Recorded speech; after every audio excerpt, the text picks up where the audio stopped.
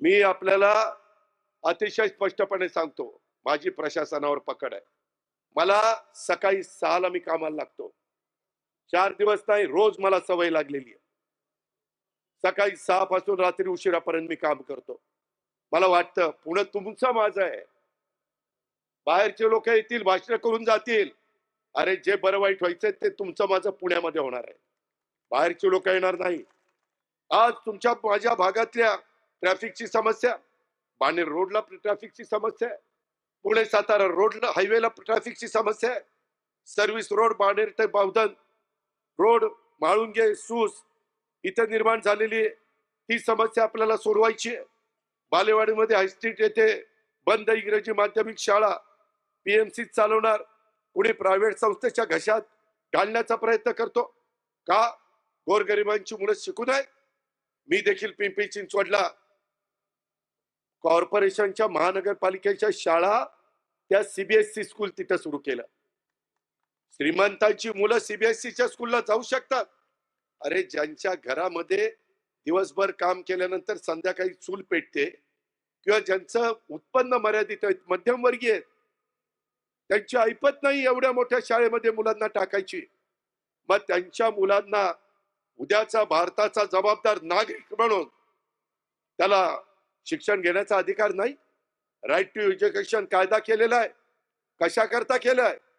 या महाराष्ट्रात आणि या देशामध्ये जन्माला आलेल्या प्रत्येक मुलाला मुलीला शिक्षण मिळालं पाहिजे. ते महात्मा ज्योतिराव फुले आणि सावित्रीबाई फुलेंनी आपल्याला शिकवलेलं आहे.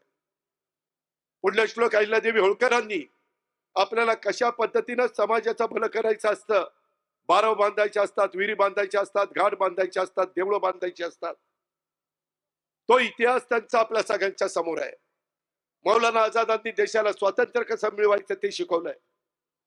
शाहीर अण्णाभाऊ साठेंनी शायरीच्या माध्यमातून संयुक्त महाराष्ट्राचा लढा आणि इतर गोष्टीला चालना देण्याचं काम त्या ठिकाणी केलं. संयुक्त महाराष्ट्राचा लढा नंतर झाला, पण त्यांच्या शाहिरीनं संपूर्ण महाराष्ट्र पेटून उठला. हे अण्णाभाऊ साठे त्या ठिकाणी होते. या गोष्टीचा विचार करा. त्याच्यामध्ये सर्वांना तिथं राजमाता जिजाऊ, शिवबाला जन्म दिला त्या राजमाता जिजाऊ, रमाई माता, किती नावं घेऊ, अशी माणसं, स्वराज्य रक्षक छत्रपती संभाजी महाराज, जे आयुष्यामध्ये एक देखील लढाई हरली नाही असा राजा परत पृथ्वीतलावर होणं शक्य नाही, ते छत्रपती संभाजी महाराज. नंतर घात आपल्या घरातल्या माणसांनी केला हे आपण इतिहासामध्ये किंवा छावा चित्रपटामध्ये बघितलेलं.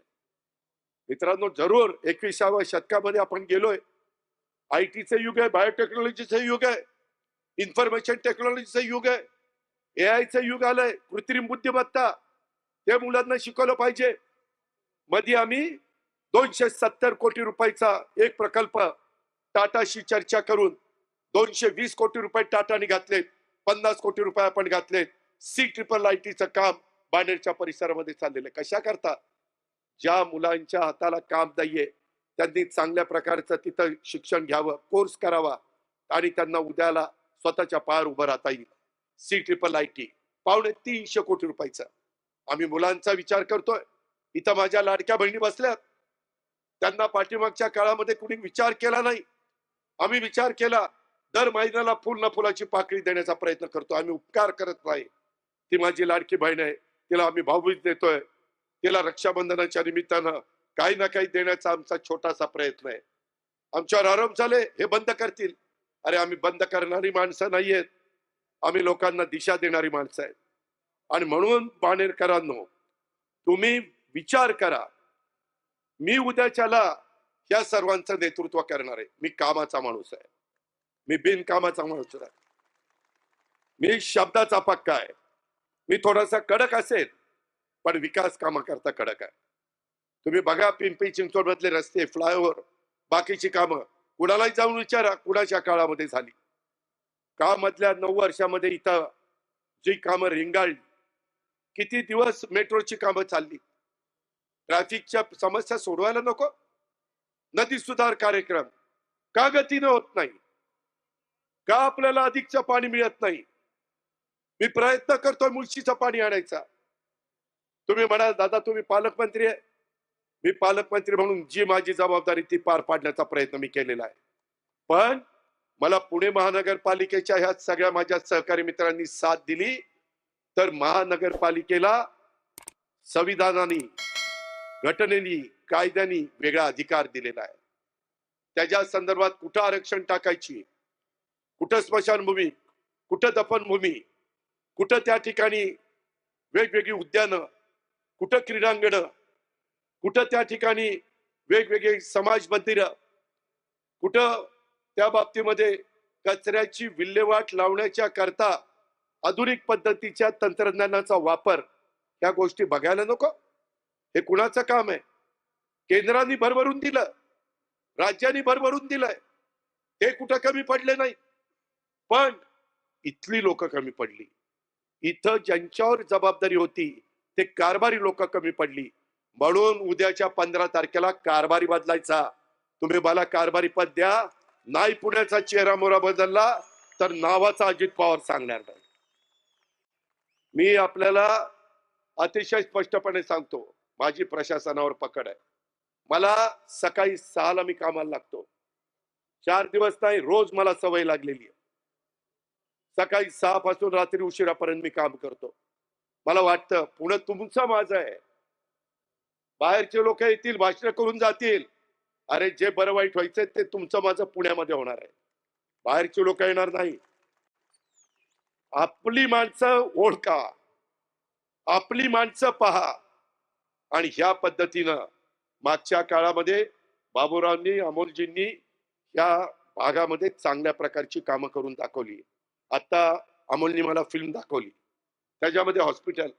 अरे गोरगरिबांची मुलांना, मुलींना, त्यांच्या आया माय माऊलींना, त्यांच्या बाप दाद्यांना मोठ्या हॉस्पिटलमध्ये जाण्याची त्यांची ऐपत नाही, परंतु त्यांना त्यांचं आरोग्य चांगलं ठेवण्याचा अधिकार नाही. त्या हॉस्पिटलला कुलप लावून ठेवता. ही तुमच्या कामाची पद्धत. तिथं उलट गोरगरिबांना जर सुविधा दिली, पुण्यामध्ये डॉक्टर मिळतात, पुण्यामध्ये नर्सेस मिळतात, पॅरामेडिकल स्टाफ मिळतो. आज पुणेकरांनो, बाणेरकरांनो, या सगळ्या प्रभागातल्या माझ्या सहकार्यांनो, तुम्हाला माहिती आहे आपल्या पुण्या शहराची स्वच्छता करण्याच्या करता 12,350 लोक काम करतात. किती? 12,350. सकाळी उठल्यानंतर 6 वाजता कोण झाडलोट करताना दिसतंय? कुठे गेले 12,350 लोक? कॉन्ट्रॅक्टर आणि आपल्या महानगरपालिकेमध्ये काम करणारी लिस्ट एवढी आहे. कुठं जातो पैसा? कोण लक्ष देणार? महानगरपालिकेचं काम नाहीये. 15 गाड्या ऑटोमॅटिक रस्ता साफ करणारे आपल्याकडे. काय करतात गाड्या? जवळपास 111 छोटे मशीन ते सिरम इन्स्टिट्यूट आहे त्यांच्या आदर पुनावालांनी दिले. ते असं सक करतंय, कचरा सक करतंय. कुठे गेले 111? कचरा कसा दिसतोय? वेगवेगळ्या भागामध्ये कुठं कचरा दिसतोय? का कचरा उचलला जात नाही? इंदोर शहर मात्र देशामध्ये पहिलं येतं आणि आमचं पुणे शहर पहिलं येत नाही.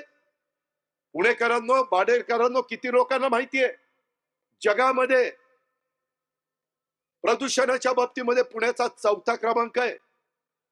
ही परिस्थिती आहे, ही अवस्था आपली. त्याच्याकरता ग्रीनरी केली पाहिजे, झाडं लावली पाहिजे. त्याकरता प्रयत्न महानगरपालिकेने करायला नको? महानगरपालिकेला इथं बसणारा सगळा समाज टॅक्स भरतो. तो टॅक्स काय मुठभट लोकांचे घरदार बांधण्याच्या करता? टेंडर कशी होतात? ठराविक लोकांना टेंडर कशी मिळतात? ठराविकच कॉन्ट्रॅक्टर कसे तिथं बसतात? त्याला कोण जाब विचारणार आहे?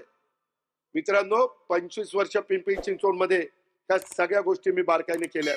आज तुम्ही जाऊन बघा, सकाळी 6 वाजता माझी बारामती साफसफाई तिथे होते.